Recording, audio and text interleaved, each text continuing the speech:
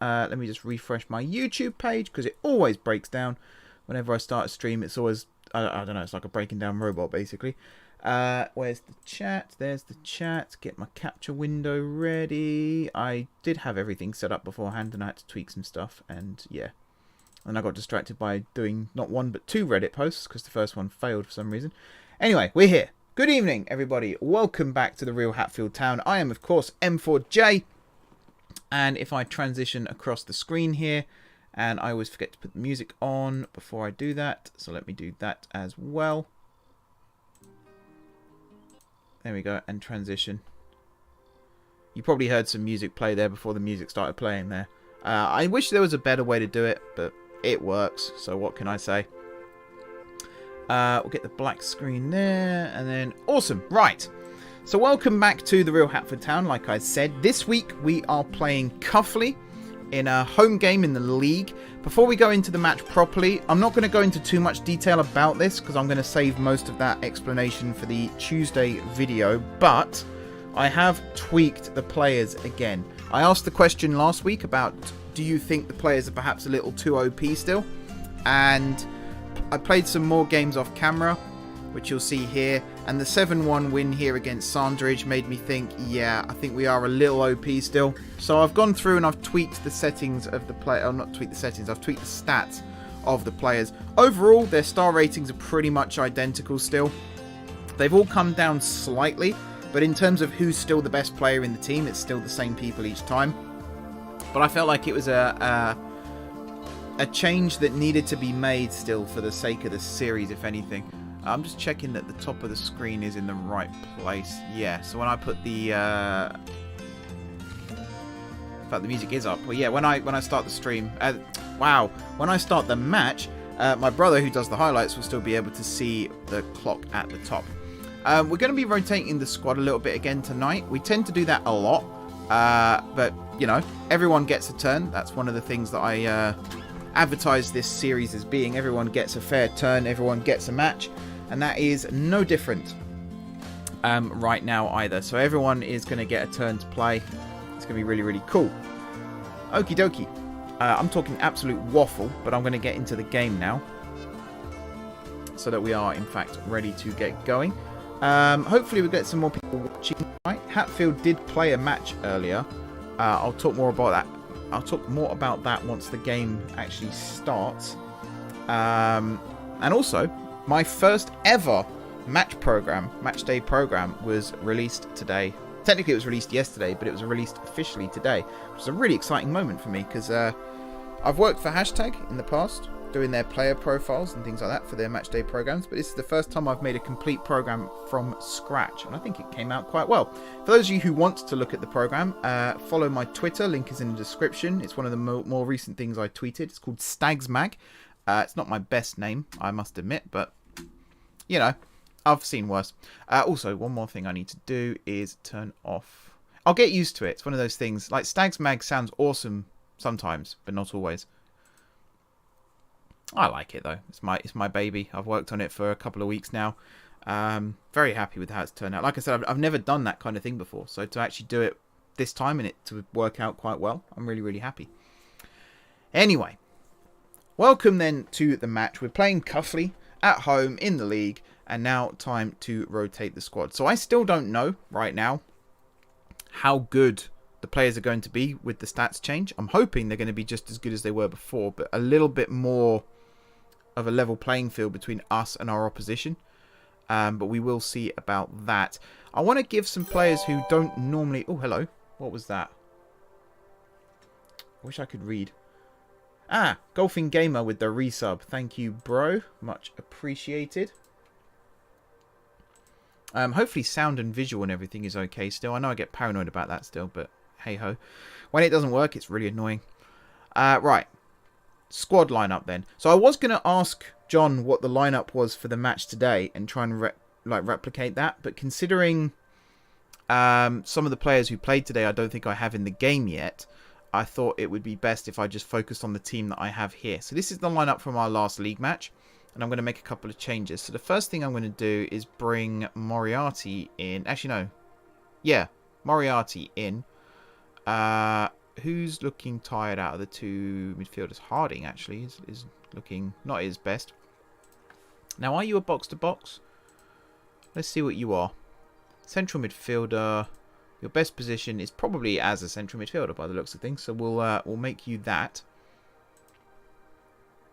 Central midfielder set to defend, it says. We could go with that. We could go with that. I'm also going to bring Tuttle in for Evans. I'm going to bring... So Ruiz is going to drop out and Hollis is going to come on the bench because Ruiz is still carrying a slight injury. As is Newman. So Hudson Doncaster is going to start in the cam role. And then I'm going to put probably... Actually, Harding probably on the bench as well. Now, I want to bring Reed into the squad. Now, do I start him on the left-hand side or do I put him on the bench? I think I'm actually going to put him on the bench. And I'm going to put him on the bench instead of... Right, Thompson's going to start. This is where I'm really starting to dither a lot more. Because I've had players who've dropped out last week and I don't want them to drop out 2 weeks in a row.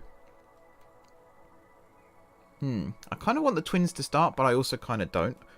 It says, oh man, who'd be a football manager, eh? Murray in goal.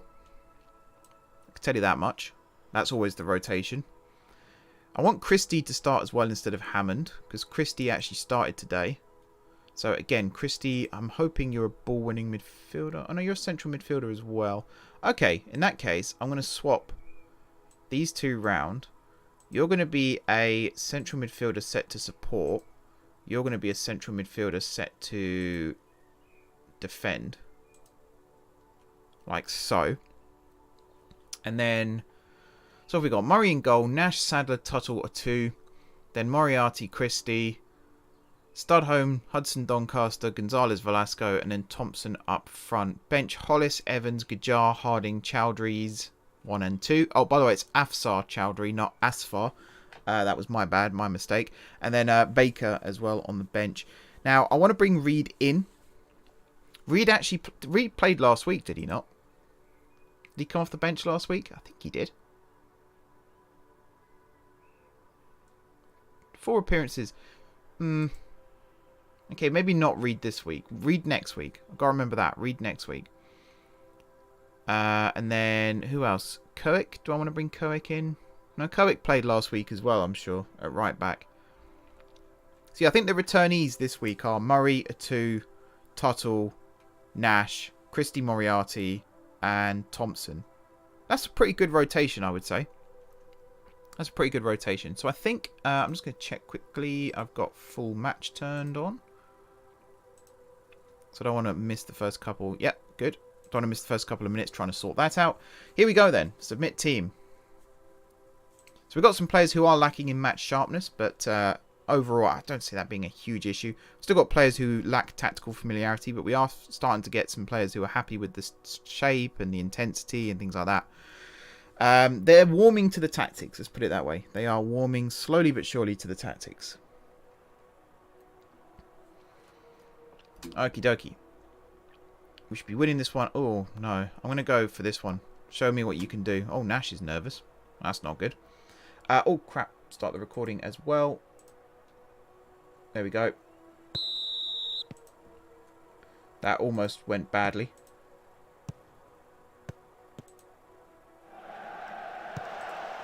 I knew I forgot something important. Right, I started it before kickoff though, so we should be fine. So right, Hudson Doncaster on the ball then. Does get it out wide to Studholme, but not directly. Attempted cross is cleared.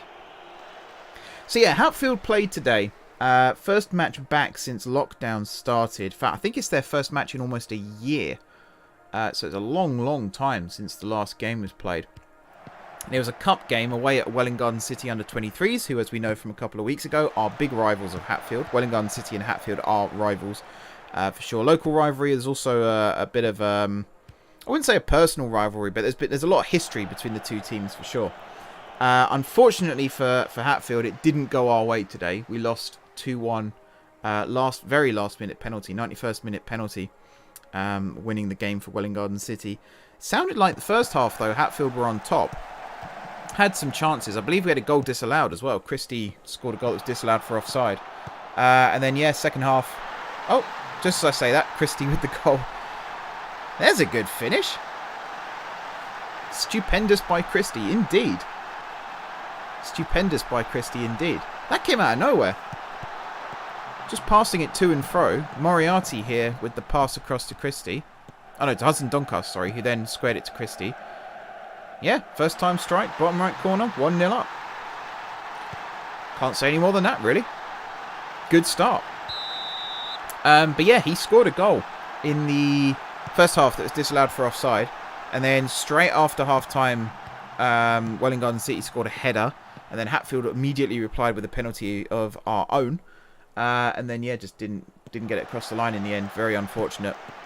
So I don't actually know what that means for the cup now. Does that mean we're out of the cup completely? Or I don't know whether it was like a league format to start with or not. I genuinely don't know. I'll have to ask John about that. If it is a case of we're out, then that's unfortunate. But I think Welwyn Garden City under 23s, it's not the worst team to lose to in terms of performances and levels. It is a bad team to lose to in terms of the rivalry, of course. But you know, worse things could have happened. Let's put it that way. It wasn't a complete walkover. It sounds like we were on top for most of the game. They just snatched the goals when they needed to. I was following updates throughout the match on Twitter, so I kind of have an idea as to how well we were playing. I believe there were some players playing as well who haven't been added to the game yet, so I'll have to, again, ask John about those. If they want to be in the game first and foremost, and then for their stats and things like that. The squad is pretty big now, but we could always welcome more. That's not an issue. We could always like simulate it so like certain players would be unavailable for whatever reason, whether it's injuries or whether it's, you know, let's say in inverted commas work commitments, because that is something that happens in real life. Players can't always make it to every game at this level of football. I am checking that the recording is in fact working. It seems to be. Yeah, it is. Good. That would have been an absolute disaster if I forgot to hit record then. An absolute disaster. Alrighty then, let's see what's happening. So Tuttle with the pass there to Moriarty into Christie, who's... I mean, that's probably the best opening to a game I've seen, that goal, so far this series. Studholm there with the attempted cross that was well cleared. We did do the tactical tweaks in last week's episode as well on Tuesday, so that there have been some notable effects of those tweaks. We're moving the ball around a lot more. The fact that we're not always crossing it when we get into those positions, because I was forcing players to cross more often. The way we're shooting as well. Christie probably wouldn't have taken that shot on had it been set to default tactics still. So yeah, you know, it does make a difference. Football for me is one of the most simple things in the world and also one of the most complicated things in the world at the same time. It's a real balance, especially in games like this where you're trying to get that tactical balance right. And you don't want to make it so your players are always trying to work the ball in the box when the opposition are trying to stop you from doing that. But you also don't want to make it where you're just shooting from 40 yards all the time. So it's about finding that right balance. And it does happen. You know, you do eventually find that sweet spot. And when you do, the results speak for themselves. And one of the reasons why we're winning matches by so many goals. I'm just going to pause for a second while this attack goes on. Nash with the cross towards the back post. Gonzalez Velasco was there, but it was headed away. Christie then with the follow-up. I think this attack's... Oh no, still on. Gonzalez Velasco with the cross again to the back post. Studholm not quite getting there. And then that goes out for a throw. Yeah, one of the reasons why we were winning games by so many goals is because of the fact that our players are so much better than the league average. Which is something I'm trying to address constantly by tweaking numbers here and there. I believe I've still got players who will be good enough to play for Hatfield in 3 to 4 years' time when we get promoted. But it's always good to try and make it a bit more interesting in this first season as well. We don't want to always be winning matches by 4 or 5 goals. The most fun I've had in this series so far was the 3-2 win over Welwyn Garden City. Because at one point it felt like we were going to lose it. And there was a 4-1 win as well not long after that. I'm trying to remember who it was against. Where at one point we were 1-0 down with like 6 minutes to go. We ended up winning 4-1 because of some of the tweaks that I made to the tactics again. But, you know, ones like that where you've actually got to work for the win. That's when it becomes fun. For me, at least. Maybe not for you guys. But yeah, we were scoring lots of goals because we have players who are far better than the league average. And then there's also the tactical side of things. There's also the fact that a lot of the teams in this league have had to generate players. So they're all new gens and they're set to the league datum, which isn't great, let's be honest, because this is quite low down in the football pyramid. Let's just see this free kick. Over the wall. Good save, keeper. Cleared behind for a corner. Oh, mind you, Galbraith looked like he was going for goal there. Not quite sure what that was all about. But yeah, it's one of those things you've got to get used to in Football Manager. It's not designed to go down to level 11 of the football pyramid. So we're technically like a National League South team still. And the teams around us are National League South teams, but they've got, or National League South level teams, because that's the lowest you can get in English football at least. But they're playing with players who have got like half the stats of National League South players. So the first season, 2 seasons, 3 seasons, it's always going to be domination when you're a player-controlled team. But once you get into the 3rd and the 4th season and you start climbing up the leagues, it becomes a lot more of a challenge. And there will be a point where we'll get promoted one season, and then the next season we might lose the first 4 games in a row. It will happen. I'm fully expecting it to happen. And that's when we start looking at tactics again and staff and things like that, and looking to make little changes. Don't need to change the players necessarily. Sometimes you just got to change how those players are playing, and it evens out a lot more. But it's always an interesting challenge for me. I'm still playing on last year's save, up to the Championship. Looks like I might be getting promoted from the Championship at long last into the Premier League, but by God has it been a struggle. Once you get into Leagues 2 and 1, League 1 and League 2, you can almost count as the same league some seasons. It depends which teams are in which league at any time.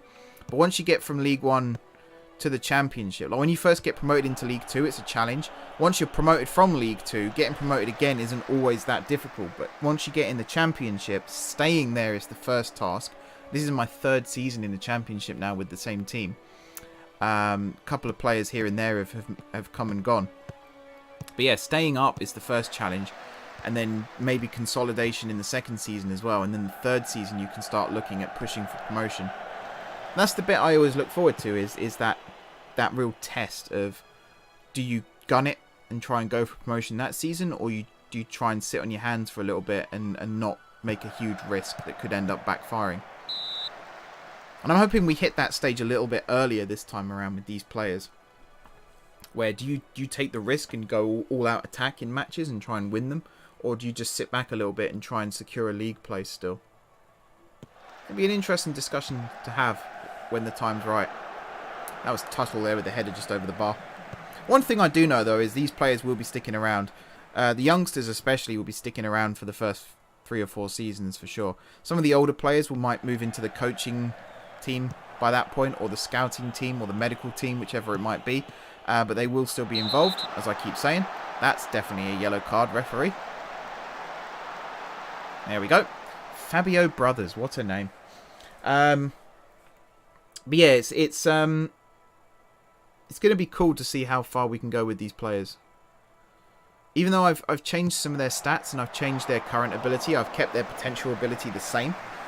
So it's about, extracting that potential out of these players now. Some of the youngsters especially. Hudson Doncaster, Reed, Evans, I think Tuttle as well. They're all sort of 16 to 19. The Chowdhury twins as well. And the plan is to keep those literally for as long as we possibly can. 5-6 years even, before we start looking at where they are with regards to the rest of the squad. Still going to hold off on making any signings for the first year or 2 as well, just to see what happens. Might need some cover in certain areas. I'm still on the lookout for backup goalkeepers, although that problem might have been fixed, given some of the things I was putting in the program yesterday. That problem might actually have been fixed by the club, not by me, so that'll be good.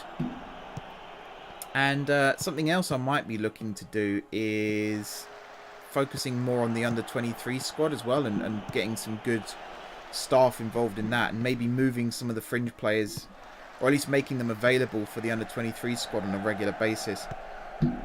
In-game under-23 squad, that is. I'm kind of keeping an eye on that too. Oh, that was a really good ball. Shame Thompson didn't get on the end of that. And yeah, just developing players. That's one of the things I started to do last season but didn't do that great. This season I really want to look at these players and actually get the best out of them at every opportunity.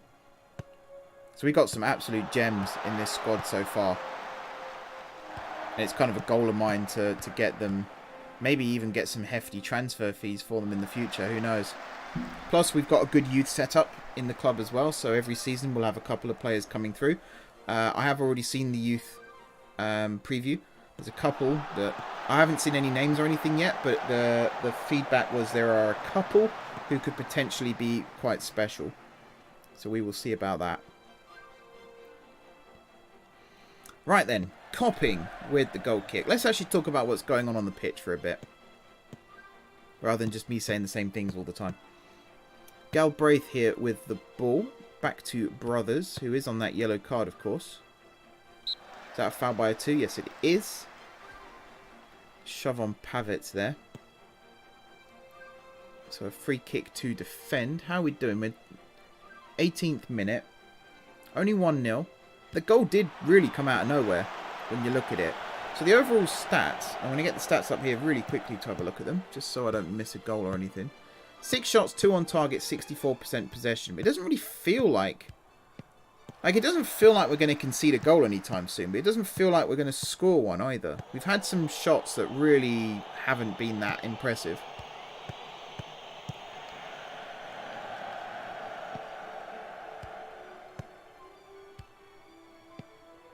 I thought that might have been a tackle there from Gonzalez Velasco, but not quite.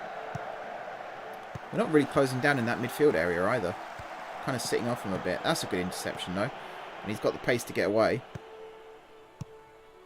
Hudson Doncaster making the run on the inside. Oh, he goes down right on the edge of the box there. That is a free kick, not a penalty. Very, very close to being inside the area though. Christie puts it to the back post, headed away. Again, no one really following up on it in that central area. I'm seeing gaps. I'm seeing gaps in our formation right now.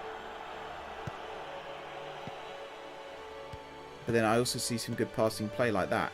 And the ball over the top. Thompson with the flick on. Hudson Doncaster is chasing it down, but Raspberry gets there first. What a name. What a name. And that was a harmless ball to their goalkeeper. So yeah, we're still playing that stupid long ball. I'm not really sure why, because I've got slightly shorter set up there. It must just be because of the G-Gen press counter-attack type system that we play. That's offside? No, handball. Wow, Thompson handballed it. Interesting. Oh yeah, one of the other things to note is because I was tweaking stats from the players, I tweaked everything but the physicals. So technique and mental mostly. Some players I did tweak the physicals a little bit, but not too much. Their favoured position might not be the same as it was before. So I know that Hudson Doncaster actually lists his best position now as being a right midfielder, which wasn't the case before. It used to be a cam. I'm still going to play him in that cam role, and I'm going to retrain him as a cam still. Because I think that is his best position in terms of his stats. I disagree with the game, basically.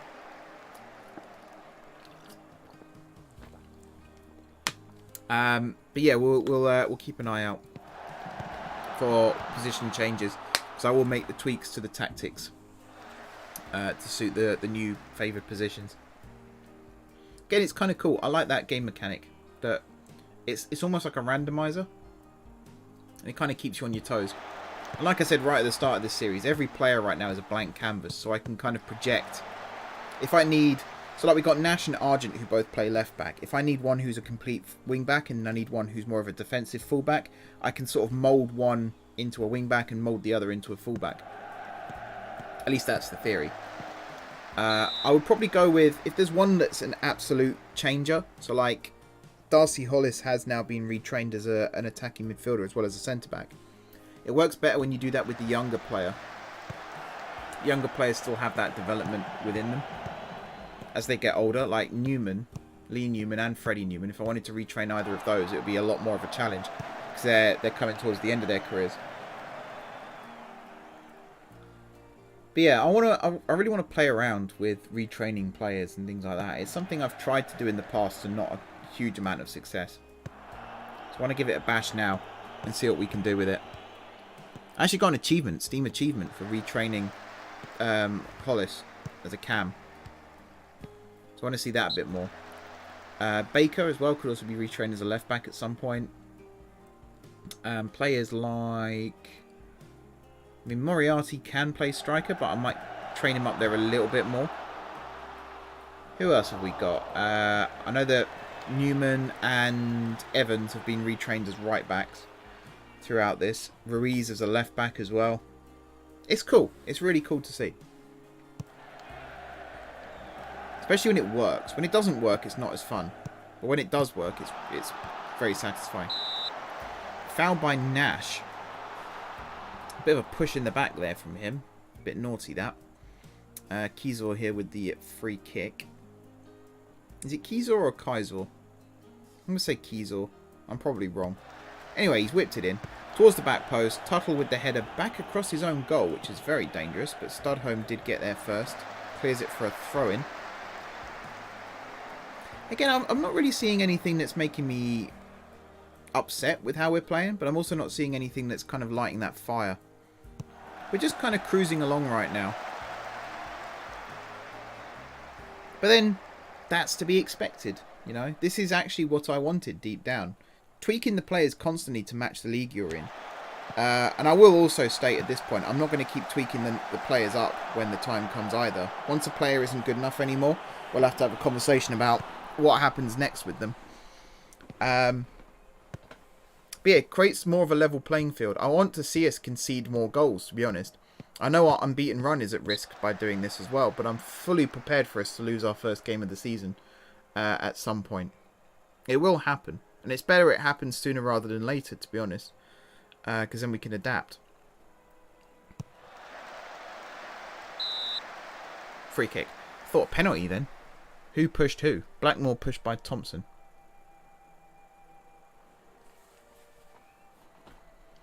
So yeah, we've only just the one goal so far.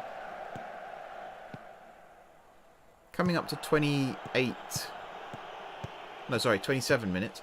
I misread that then. Giving the ball away a lot in midfield. That's always the thing. If you're not scoring enough goals, or if you're conceding too many goals. I know I've said this before as well in different videos. Always look at your midfield first.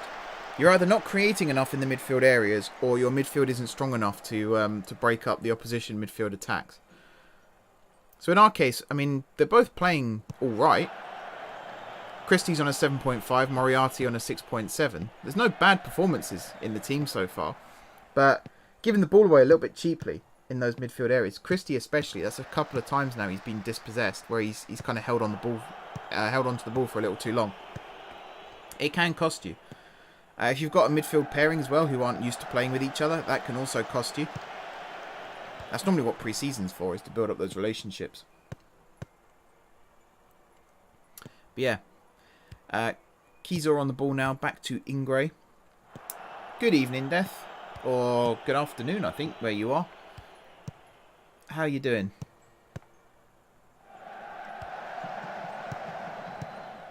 Hudson Doncaster here. Is that a penalty? Yes, that is a penalty. Trip by Aaron Marks, was that? And Gonzalez Velasco appears to be taking this one.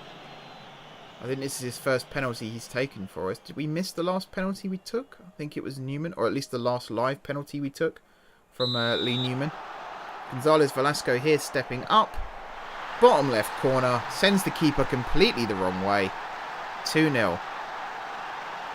29 minutes now on the clock. 2-0 up.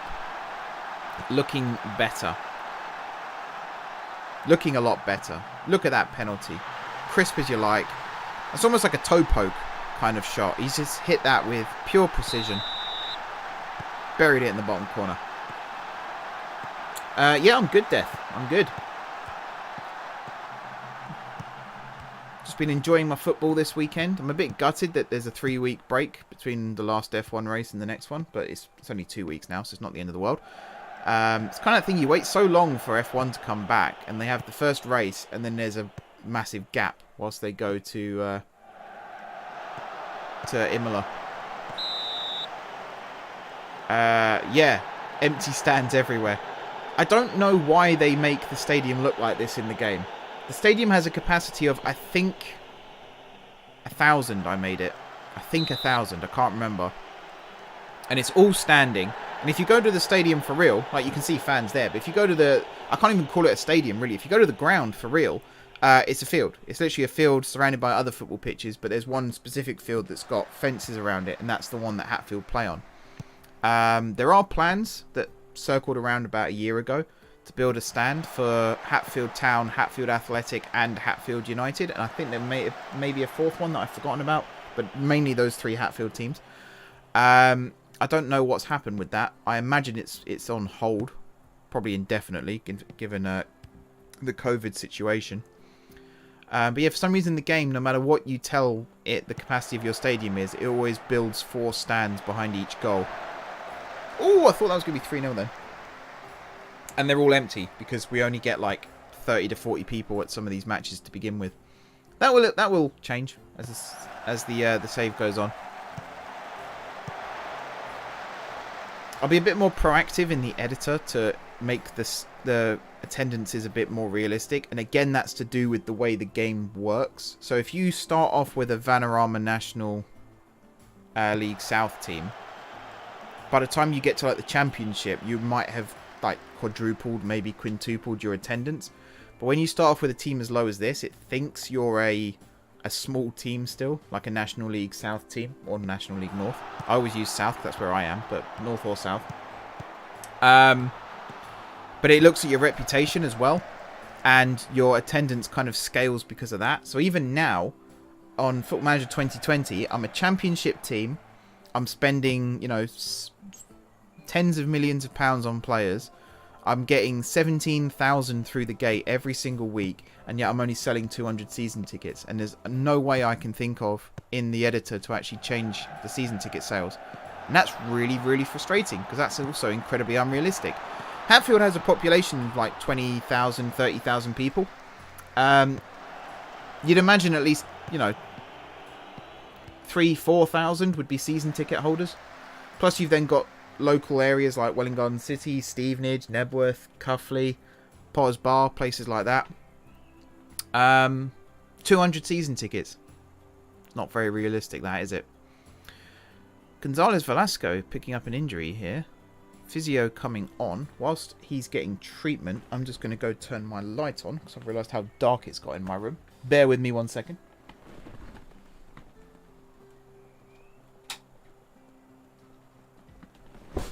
There we go. Who have we got in the YouTube chat then? There's a couple of people here. Feel free to say hi, especially if you're new. Definitely feel free to say hi. Always like to see new people joining in. Still need to find ways to advertise the stream a lot more, get more people involved. It's really hard to build up an audience these days. It used to be easy. When I first started streaming on Twitch, you just play a game, people come in and say hi. The next thing you know, you've got like 100 people in your stream. These days, for some reason, it's really difficult. I don't know why. I think it's just too many people streaming during lockdown now. You got to be really good, or you got to be lucky to be noticed, basically. I'd like to think I'm one of those. We'll see which one. Yeah, Gonzalez Velasco picking up that knock then. I'm going to praise the team. I'm not going to berate anyone. No, no, no. Yeah, we started at a similar time, didn't we? What was it? 20... I want to say 14. I started streaming. And yeah, especially on Twitch. It's so easy to get those first people in on Twitch. I don't know whether they give you a boost because you're new or what, but it just feels a lot easier then than it is now. I'll come up with something, I'm sure.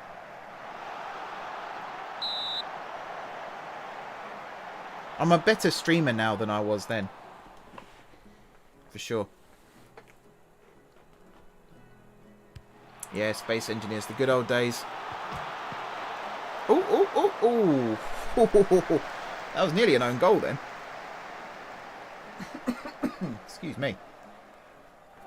I've just had a horrible realization. Okay, I started the recording of the highlights, but I forgot to unmute the audio. Oh dear. Alright, this week's highlights might be a mix of the audio from the stream and the video from the recording. We'll see how that works. I feel bad now. Sorry, Tom. I don't know why I messed that up. Everything was ready. I think in future I'm just going to have the audio for the recording OBS unmuted, like, permanently. So I don't make that mistake again. Damn it. I knew I was going to make a mistake of some kind.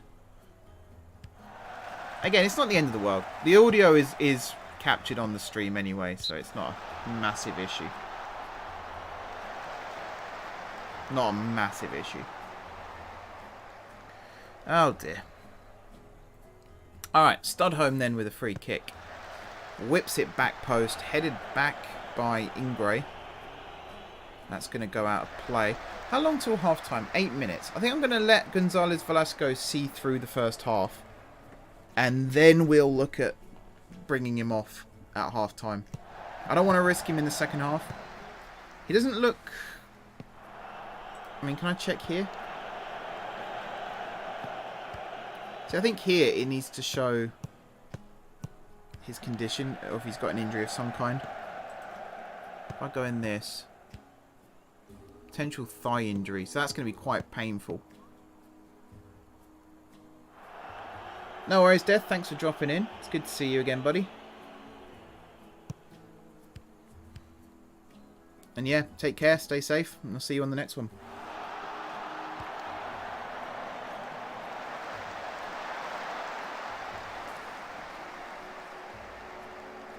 Alright, Nash then with the throw in here. Throws it to Studholm, back to Nash. Across to Christie. Good takedown from him. Into Gonzalez Velasco, out wide to a 2. Who, he's not the most offensive fullback, a 2. He's more of a defensive fullback. So you don't see him get up the line that often. That's why it's good to have a dynamic winger on the right hand side. That's a good ball. Ooh, headed away. Is this guy's name really McCool? Is he in like the remake of Superbad or something with a name like that? McCool. Foul on the halfway line there by Tuttle. Oh, thank you very much. Yeah, I do my best. Definitely do my best.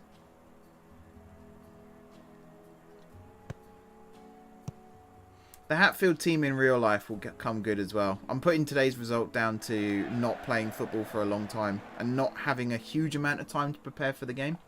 It's only been... I mean, when was lockdown lifted? Or started to be lifted. It was like a week ago, wasn't it? So they've only had like a handful of days to get prepared for the game. Mind you, serve well in Garden, but still. It sounded like a really close game. I'd like to see the stats for sure.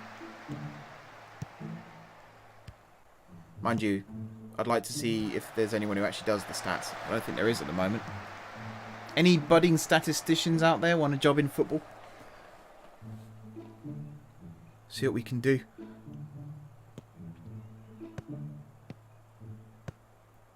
Alright, Nash. Tidy ball over the top. I love those ones where you sort of play it around on the flank there, and then you knock it back to the fullback who then dinks it over to the runner. It's always so satisfying when that pays off. Didn't quite that time, but we've had some in the past where it's worked out. It's better when it's played along the ground in those scenarios. At least it is in my opinion. Studholm there to Thompson, who's dropped a little bit deep here actually. Christie now on the ball. That's a really poor pass there from Christie. Yeah, I think the real life players will be looking at this, thinking, I wonder if I can play like that. Like winning these headers, getting the ball in the wide areas. Some of the crossing It's absolutely sensational. It's not as easy as that, though. You can't just see something on a screen and replicate it perfectly. You never know, though. See it as a challenge to raise the game. Foul there by Hudson Doncaster. It did recommend just now that I bring Gonzalez Velasco off. Last minute pen, yeah. Was it a foul? That's the question. Was it a foul? Was it the right decision? Always look for that first. Being a Stevenage fan myself, like, that's always the thing, is, was it actually a foul, that penalty that we conceded that was in no way down to poor defending? Was it a foul? Probably not. At least, like, if you're gonna lose a cup match like that, you can kind of say that it wasn't necessarily against you. You had just as much chance of winning the game as losing it up until that moment. If you come out of it like that, then there's a positive for you. Oh, foul by Batch on Hudson Doncaster. You'll see some very generic names in these regens as well. Very, very generic. Christie with the ball in. Our free kicks are woefully overhit sometimes. Really badly overhit, that one. Was there a fan in the crowd calling for the ball or something? Thompson, was he fouled there? No. 2 back to Tuttle, ball over the top. Gonzalez Velasco with the flick on. He is definitely coming off at half time because he is still struggling.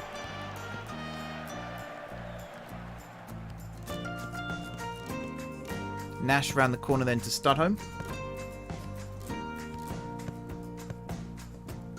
Studholme back to Moriarty. Ball over the top to Studholme again. Was he offside? No, I think he was... Nope, he was offside. You get that intuition after a while of, yeah, I think that may be offside, that might not be offside.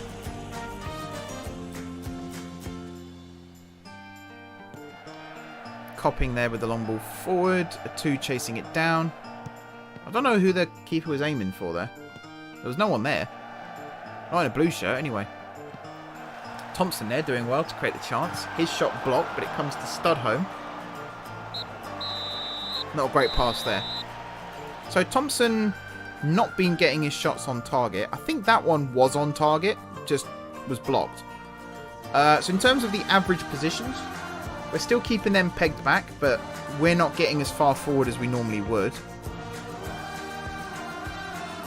That goal from Christie is still the highlight of the game so far. Right, tactics and subs. So Gonzalez Velasco is coming off, and I am going to bring on Afsar. Play on the right-hand side there. Now, who else? I don't think I'm going to bring anyone else off yet. I'm going to keep with this so far. Played well, still room for improvement. Get on out there, lads. And we're going to praise them again and hope that doesn't lead to anything negative. I've just put the lid back on my drink and now I can't get it off. I'm a genius. Right, one sec. If in doubt, use your teeth. There we go.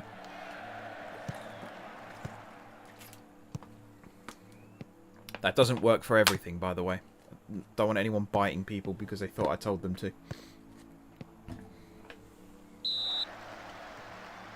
Right, was that Chowdhury found on the right-hand side? Looked like it was. My brother pointed this out to me the other day. I've just seen it here as well. It says A. Chowdhury, but they're both A's. So that doesn't help still. You got Akram and Afsar. That doesn't help at all. The only way to remember is Akram plays on the left and Afsar plays on the right. There's no mnemonic or anything like that. It's literally, if you remember those two, you know which one's which.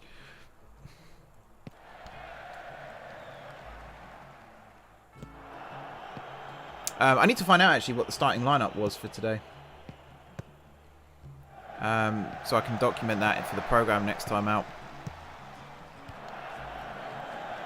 Yeah, not as much action this time. It's a bit more of a restrained game. Oh, I thought I was going in then. That was a hell of a chance. I was like Callum Robinson. No, not Robinson. Pereira earlier. Pereira? For West Brom. I think it was Pereira. You know that thing when you start a sentence and then you completely forget what it is you're going to say? Just done that. I kind of like these more dignified matches, though. I like the tight games where you just snatch it at the end, or even the ones where you carry like a 3-0 lead going into the last 10 minutes and then they score twice. Just that feeling of satisfaction of getting it over the line. When you're playing this game and you get matches like that, it's fun. But when in real life you're watching your team play and you've got one of those, it's nail-biting, shall we say. Excruciating is probably the word to use. Alright, 2 with the throw in there to Afsar. Tries to find Hudson Doncaster, but cut out. Ball over the top. Well cut out there by Tuttle. This game is crying out for Baker up top. Definitely. Actually, that's a mistake by me again. I didn't set the tactics up really to match Thompson's skill set. We're playing as if it was Baker up top, but it isn't Baker up top. That's definitely on me, that is. Sadler to Nash then. Nash with the ball. Hudson Doncaster with the flick. Knocked away from Thompson. Tuttle now with the header to Hudson Doncaster. Long ball from him, but behind Afsar. What position is Thompson? Yeah, target man. I don't really know what else I can change to get the ball into him more, apart from doing more direct. That's one of the things that this game could do with adding, is a setting where you tell your players to either play it low or play it high. You've just got direct or short right now, but you can play a short pass in the air and you can play a direct ball on the ground. Like, that is a thing you can do. It seems to be direct is in the air and short is on the ground, and there's no middle ground. Good evening, George. Welcome, welcome. How are you doing this week? You were back at uni this week, weren't you, buddy? Or was it next week?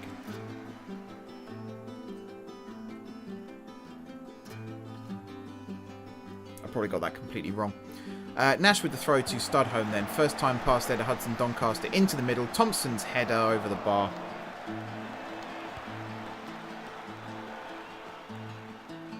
Better. It was a chance. Still not on target, but it is a chance. Sometimes it just takes one. Copping there with the long ball forward. Tuttle again. Has he lost a header today? I don't think he has. I actually don't think he's lost a header today.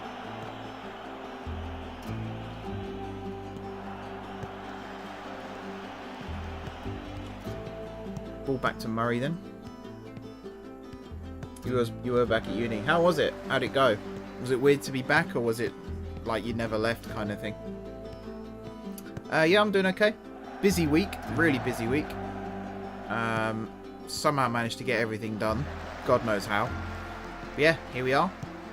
Weekend stream. Long weekend as well, which is always nice. People always assume I don't do much during the week, but I think I do more than the average person, actually. I've got a few people where I see like how many hours a day they actually put into their job, and I'm still sat at my desk at midnight sometimes finishing things off. Not, you know, if you can get your job done in the 8 hours you're working, I think that's better than what I do. I'm very inefficient with my time sometimes. I'm really bad at prioritizing as well.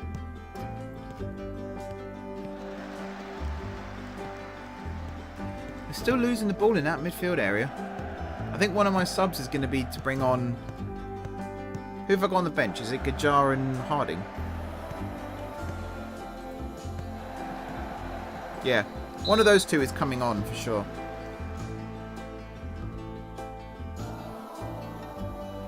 That's always good. When people notice you're not there, that's always a good thing. It's going to be really weird when normality resumes, because I'm so used to this way of living now that when this ends, obviously it's not going to just end abruptly, it's being eased off, but the day where I can just go out and do things again, it's going to be kind of weird to start with. And I imagine that's going to be the same for a lot of people. But it is always nice to have that freedom back as well.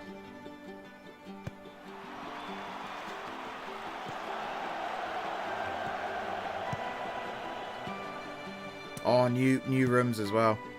I had that a few times when I was at uni. Rooms built specially for you as well. They're always the best.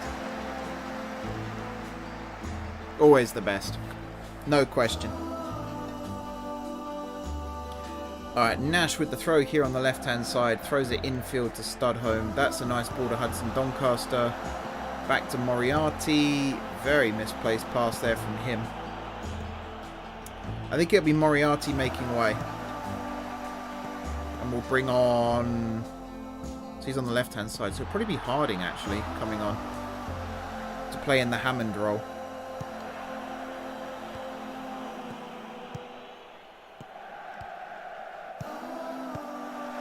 Good overlap from a 2.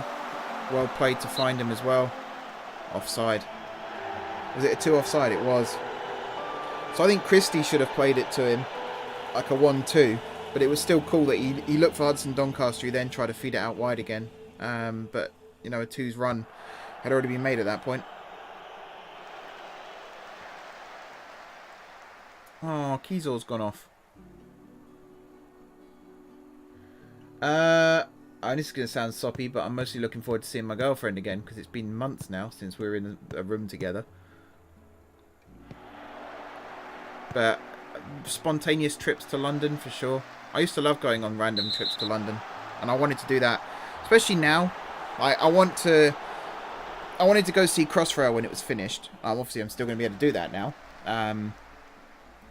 But things like that, random trips around the country as well, just to see things I've always wanted to see. And I kind of feel like lockdown was that wake-up call. So I was quite happy not going anywhere on holiday for a couple of years. And then suddenly when I wanted to, I couldn't because of lockdown. So I'm going to sort of make up for lost time with that. But yeah, seeing family again, seeing friends again. Got a golf trip booked this summer. I haven't played golf in over a year, so that's going to be a laugh a minute. Just things like that. Just having that freedom again. People misuse the word freedom these days. It doesn't seem to mean what it used to mean anymore. But actually having that freedom to be able to go out and not worry about safety. Plus it's banging time for summer as well, which is going to be great. Summer and September, my favourite times of year.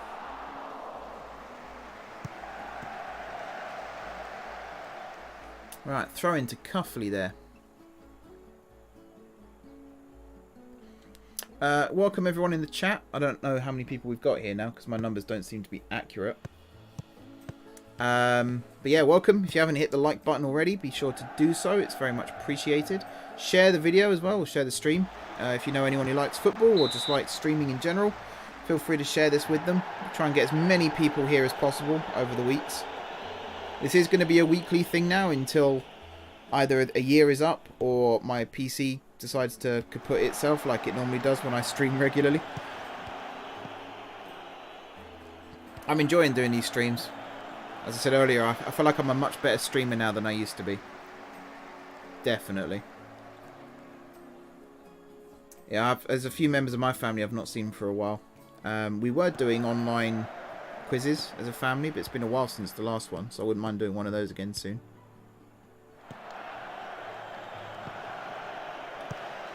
Just being able to go outside, to be honest. That'd be nice.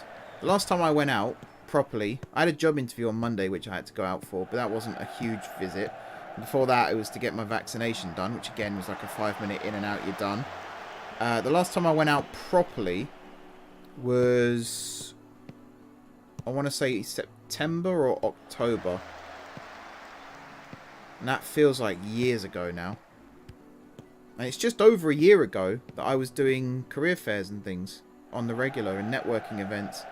It just feels like such a long time ago now. It feels like a lifetime ago in terms of what's changed since then. It's kind of scary how much can change in a year.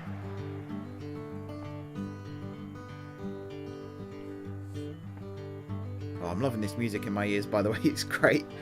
I think that's why I'm enjoying streaming right now, is I've got a really nice soundtrack. One of my favourite games of all time. What's not to love? Right, 60 minutes now. Coming up. So what changes am I going to make? Well, I think in terms of the instructions, I'm going to keep that the same. Actually, am I? Hang on. Where's the thing where it's got like positive, negative, things like that? Oh, there. Oh yeah, it's set to attacking. I thought it was set to positive still for some reason.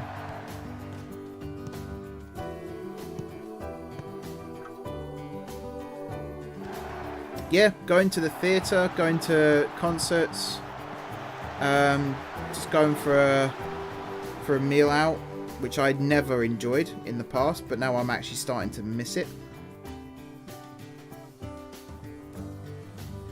I got a cat for hugs. Don't need to worry about that. I'm probably going to have that used against me at some point in the future. I'm just debating which sub I'm going to do first. I want to give Thompson a chance, because I know he's got goals in him, but I don't think we're suiting his style. So I am going to bring Thompson off now, and I'm going to bring Baker on. Oh, it's a lovely soundtrack. Planet Coaster and Planet Zoo soundtracks, two of my absolute favourites.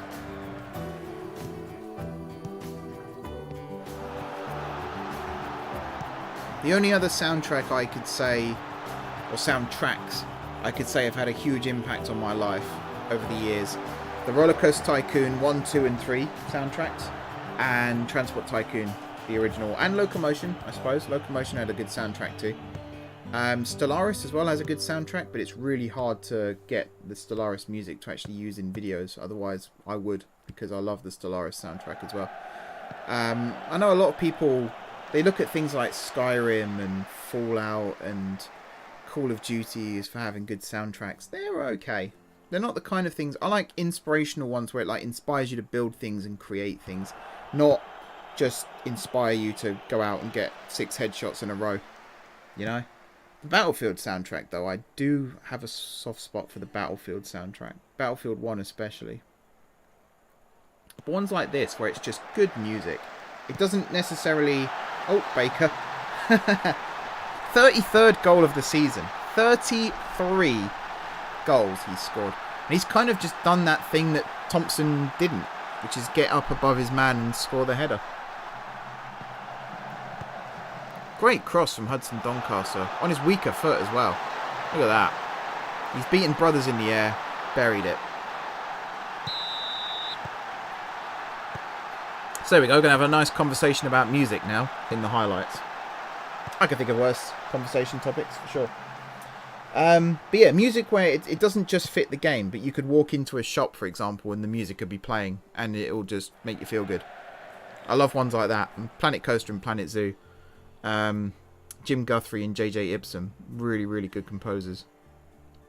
Really, really good composers. And to be fair, my previous company, the guys we were working with there, Electrica Audio, they're really good composers as well. The music they were making for us, sadly, I don't think any of it's being used now, which is a shame. I might actually see if I can do something about that.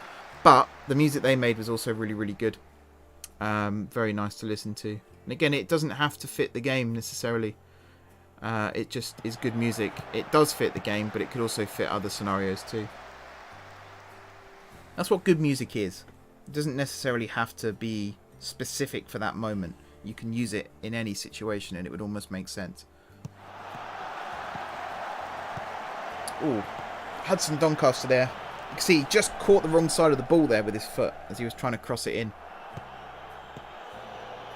Look at the weather, it's miserable. I think it's like the 3rd or 4th game in a row on stream where it's been raining. I'd quite like to see the sun again, to be honest. What month is this in? I can't actually remember. We're coming towards the final third of the season now, if we're not already in it.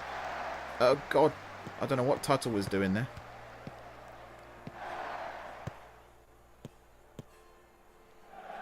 Sadler with the ball forward. Baker not quite winning the header that time. Although Moriarty does there. Finds Studholme. To Christie. Plays it forward. It's a bit sloppy in the midfield still. I mean, we're 3-0 up. I can't complain too much. It's a hard-earned 3-0 as well. This has not been an easy game. Which, again, might sound negative, but that's exactly what I was looking for when I started tinkering with the players again. It was moments like this, where we are still winning, and the score makes it look like we should be out in front by absolutely miles. But when you look at the overall chances and everything, I don't think they've had a shot on goal, to be fair. But, come on. Yeah, they've had one shot and it wasn't on target. But this shows you how high my standards are sometimes in these matches. How hypercritical I can be.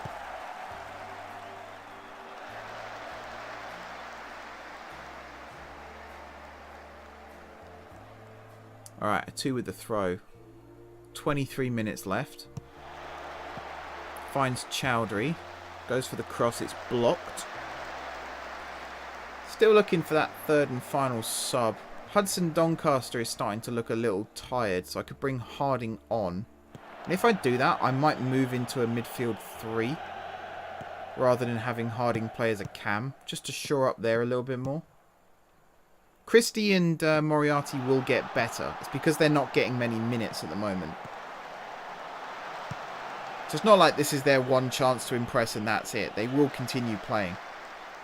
What I might do as well off camera is arrange more friendlies against teams. Just to try out different tactics and players and things like that. Also to get them minutes. So try and organise matches against teams higher up than us in the league tables. Kind of give ourselves a test. It's one thing Hashtag do a lot of, and it definitely benefits them because they've had amazing success since they entered the English pyramid. It's about having contacts. If you can arrange friendlies against higher up teams, it doesn't really benefit the higher up team that much, apart from just getting minutes under the belt. But for the smaller team, it can make a huge difference. Alright, Nash to Studholme. Studholme with the ball down the line. Out for a throw. Not quite sure what Nathan was trying to do there, to be fair. But so we got both Studholme and Hudson Doncaster looking tired now.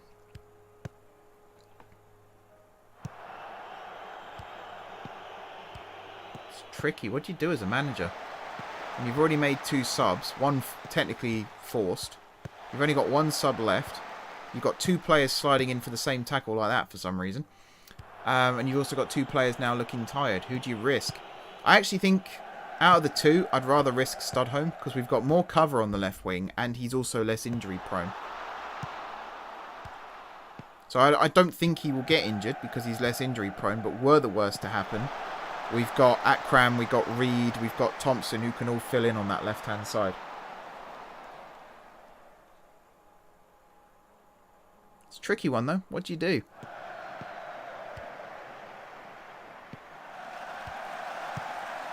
I think it's going to be Harding for Hudson Doncaster. Or Gajar. Actually, Gajar could play that role as well, I believe. Gajar's been good when he's come off the bench as well.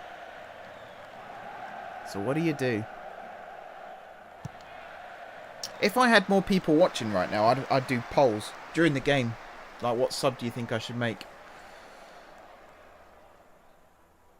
Especially on Twitch. That goes down well on Twitch. That's the goal. To have a real dynamic, active audience. Where, you know, during the matches you can make changes. You can ask the audience what they think. Things like that. You can't just start streaming and expect people to come flooding in. It will take time. You've got to build up an established stream first.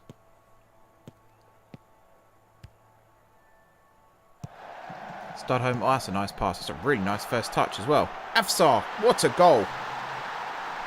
That's what we were looking for. This is his first ever senior goal, but it's the 2nd goal of the season. I don't know how that works. Living or dead, George, because I've got people from both.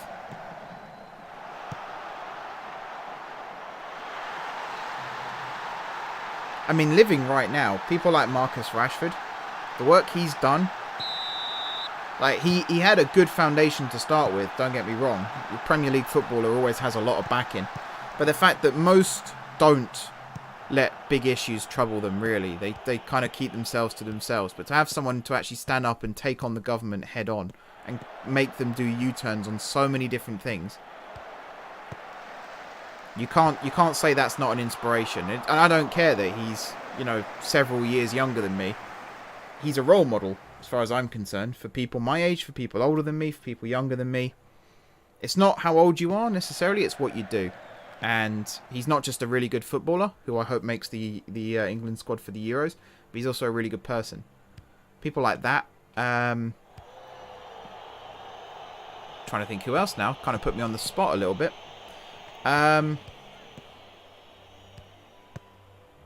There's definitely no one in politics I admire. Definitely not. I mean, let's not even go there, to be fair. It's not the most fun topic at the best of times.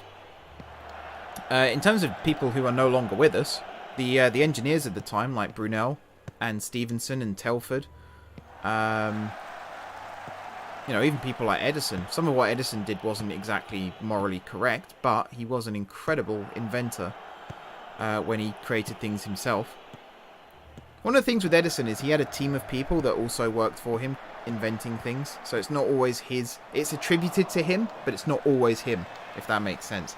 It's like his office invented things. What am I doing? Oh, yeah. Bringing on... I'm going to bring on Gajar for Hudson Doncaster. And I'm going to have him play as an advanced playmaker set to attack. And I don't actually know if that's his best position or not. But we'll see. He looks uninterested. That's not good, is it? Who else do I admire? I'm trying to think of people outside of my interests, even. I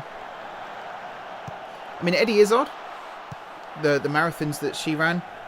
He is a she, by the way. The marathons she ran this year and in the past for charity. People who like put their bodies on the line for charity as well. Something I could never do, mentally or physically. I could never do something like that. So I have a huge amount of time and respect for people who do that. Frontline workers as well. Again, during the last 12 months. I can't imagine how hard life must be for some of the people who've put themselves out there to look after us. And again, I genuinely don't think it's something I could do myself. So very, very lucky that we have people like that. Yeah, individuals. It's hard to name individuals because I always leave someone out.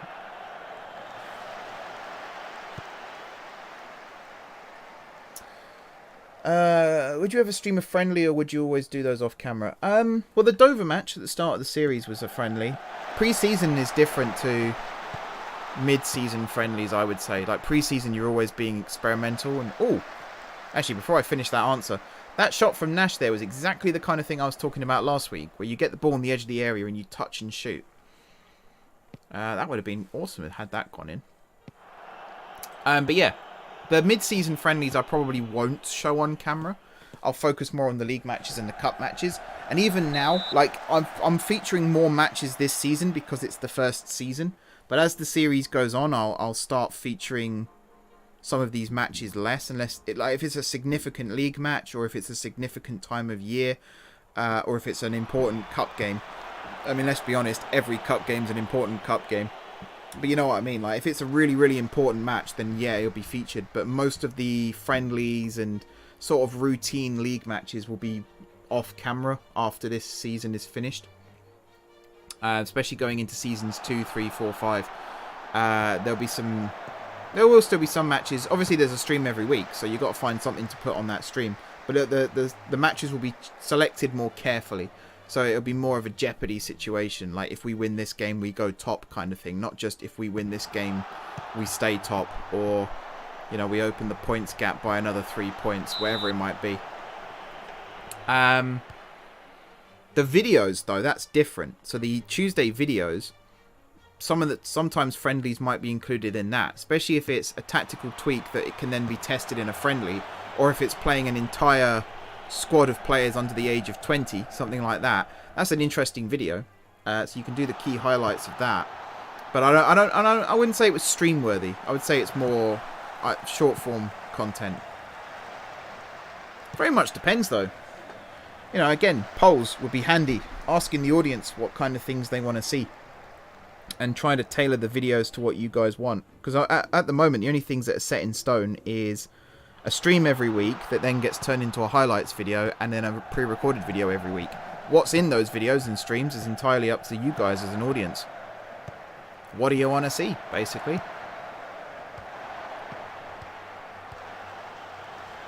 Also, conversation topics during the videos and streams. That's up to you guys too.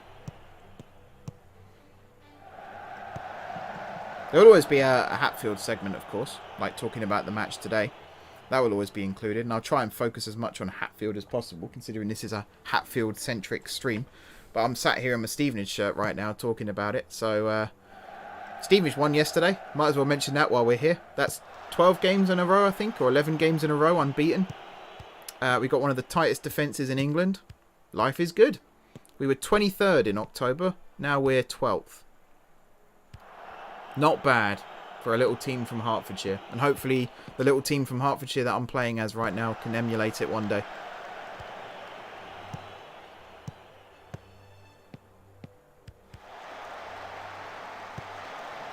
Good job. That's good determination there. Good determination, good resilience, good perseverance, and a great pass through to Baker as well. Sadly, the attack just didn't quite work out there. It's coming, though. I feel like another goal is coming. We've got 10 minutes left in the game.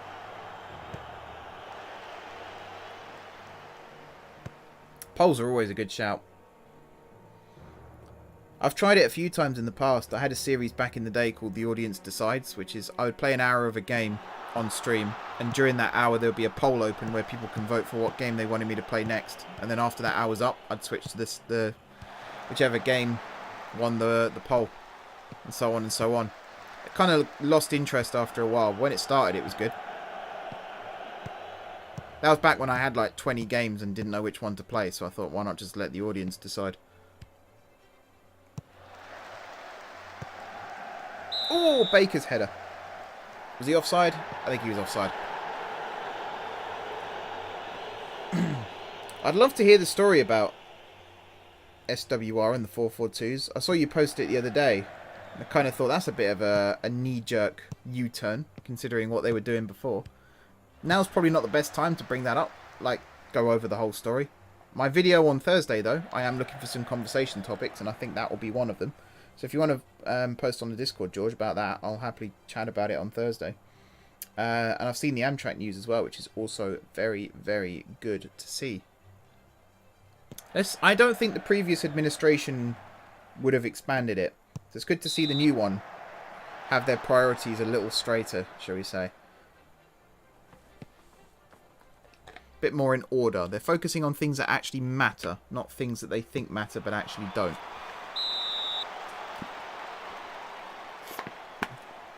Tuttle there, shoved by McCool.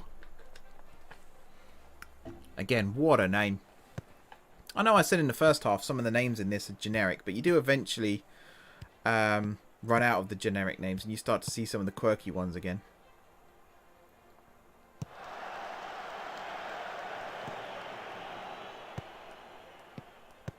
Yeah, the M4J network is going to go in a slightly different direction in the next couple of weeks. It's going to be more conversation based, and it's going to be building now as well rather than just adding trains. So looking for things to talk about to fill the void would be very good. Like a half-an-hour video where I don't have anything to talk about.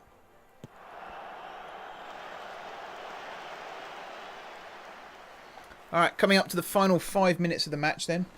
Again, I don't think the scoreline truly reflects the game. I feel like we had a lot more opportunities to score than we did. I'd like to see the expected goals, actually. So expected goals, 2.99. We've scored 4. But 21 shots, 8 on target. That means only, you know, give or take a third of our shots have actually been on target. And half of our shots on target have gone in. That's a more positive stat. The half. But the third is something I'm a little concerned about still. We're getting a lot of shots away, but we're missing the target. Goals are pretty big. I was watching this earlier, like Mason Mount on free kicks for Chelsea. Fantastic striker of the ball. I don't think I've seen him put a free kick on target in about 4 months. And he always puts it, if he's taking a free kick from the left-hand side, he always puts it about a foot wide of the left post. Surely, in training, he's learnt to just line up your free kick and then just aim a little bit more to the right and see what happens.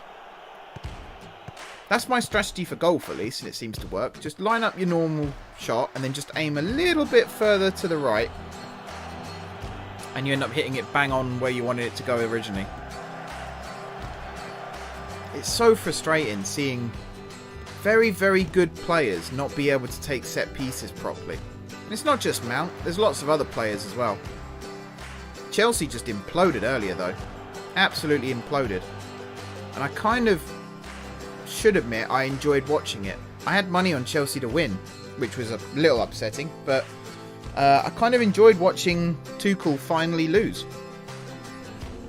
So I don't think he's the absolute genius that everyone says he is. I think he's a bit like Guardiola in the early days, where he's not had a challenge yet.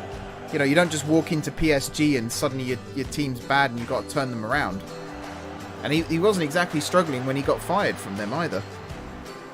Chelsea's his first proper challenge, and already he's starting to do some very strange decision making, which is potentially going to come back and bite him in the future. There was a chance for Studholm there. I think he was offside though. Yeah, he was. Gonna have to have a look at this offside scenario as well, and why we keep getting flagged offside. Why our players are making these early runs.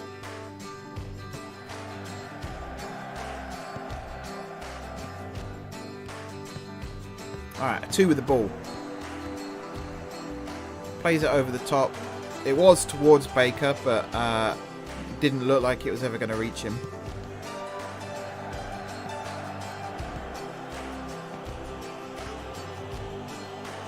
Sadler back to Murray in goal. Murray's had very little to do. Both our goalkeepers, really. I think they have like a Sudoku book and a pen next to the goal most games. They don't always have a lot to do. That was unlucky Baker. Good to see him try and actually keep that in though. Chase it down. You never know, sometimes you get lucky. Copping here then with the goal kick forward.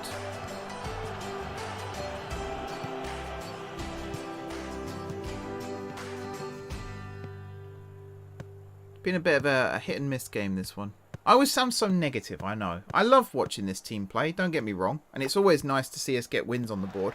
But there are certain scenarios, like, I don't know anyone who plays FIFA has this as well, where you're doing like a really nice passing movement and you just want it really desperately to end in a goal, and then it doesn't, and you feel so disappointed. It doesn't matter if you go on to score 10 goals after that, you're still going to have that one missed opportunity in the back of your mind. And I kind of feel like that with Football Manager a lot. Like, we've played really well. We're 4-0 up. They haven't had a single shot on target, as far as I remember.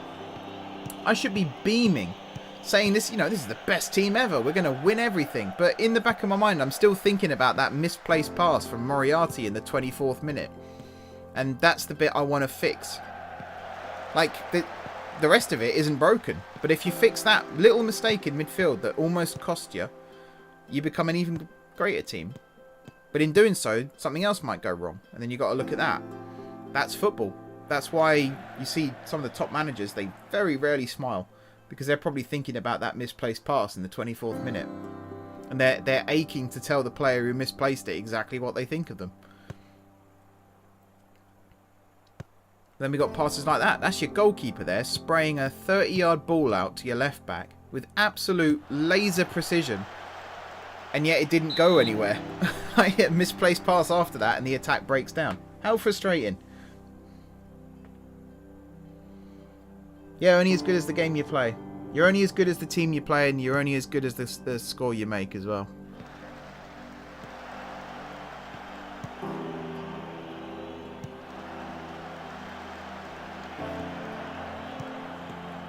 Trust me, these streams will get a lot more tetchy as we head into the future seasons.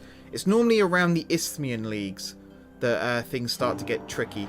And then the National League itself, trying to make that breakthrough into the Football League.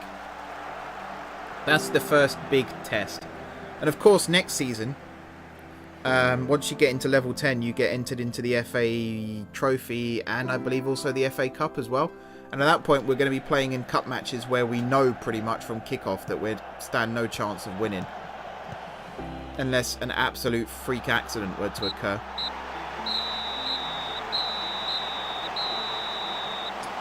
But yeah, full time, guys. 4-0. 4-0. They had 1 shot, none on target. We had 22 shots, 8 on target, and expected goals of 3. So we're only just ahead of the expected goals. We only had 2 corners as well, which is something else that we perhaps need to address, is set pieces. And one of the things I want to look at, I don't think we'll get it on this possession screen, no, on this stat screen, sorry, is set piece accuracy.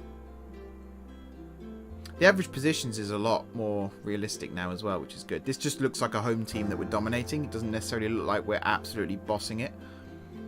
Why have we got 2 shot maps? I think I ask that every week. I really wish I could change one of these tabs to something else. I can change this one, but that's the only one I can.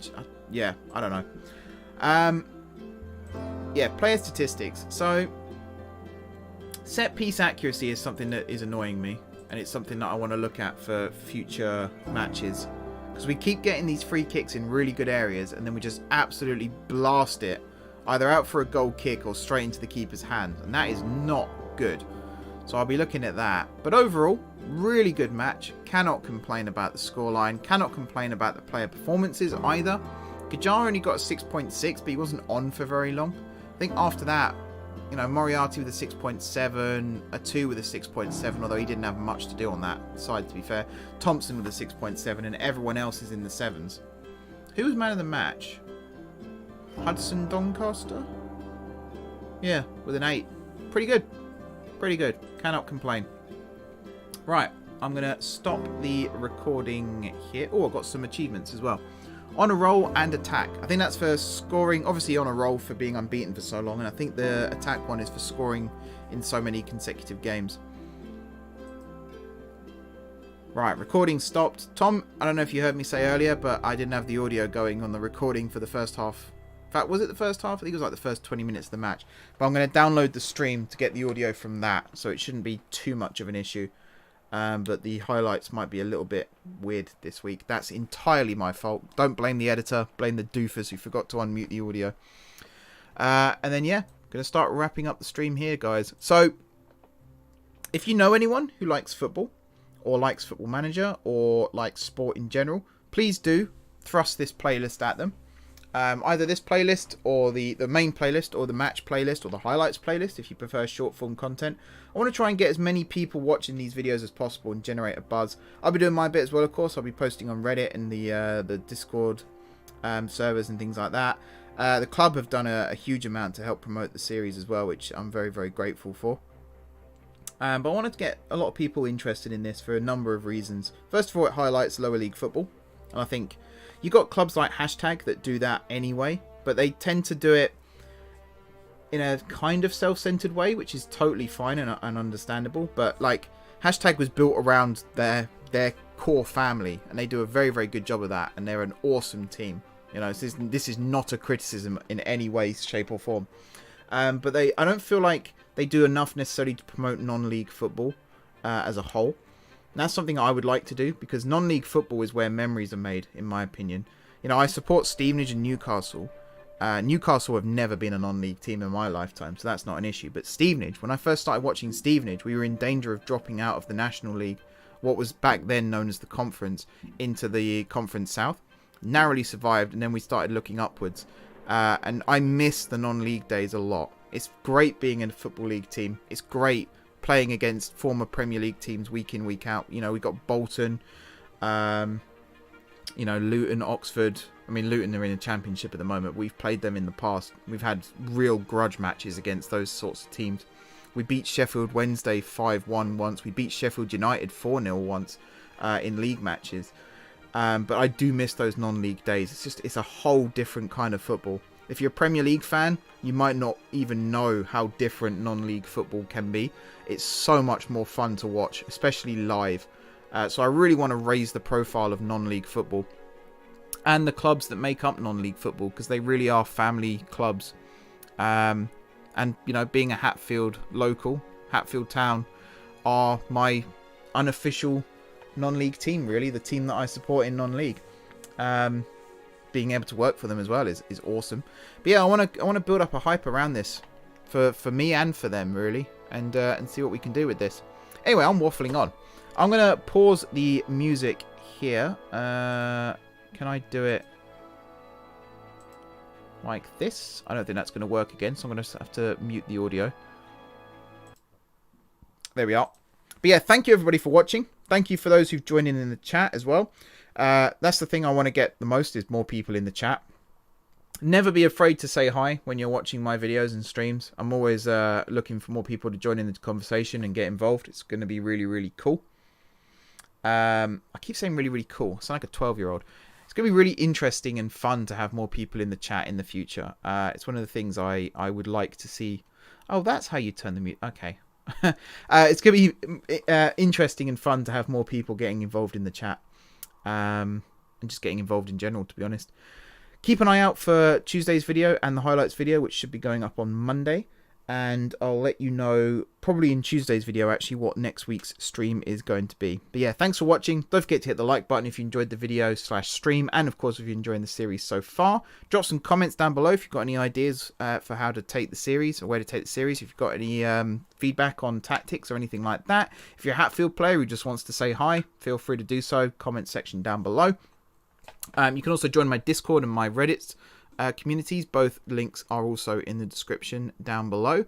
And yeah, if you haven't already subscribed to the channel, be sure to hit the subscribe button. It'd be good to get some more people on board there as well. If you have already subscribed to my channel, thank you guys for your continued support. You can also check out my Patreon as well if you like. The link for that is also in the description.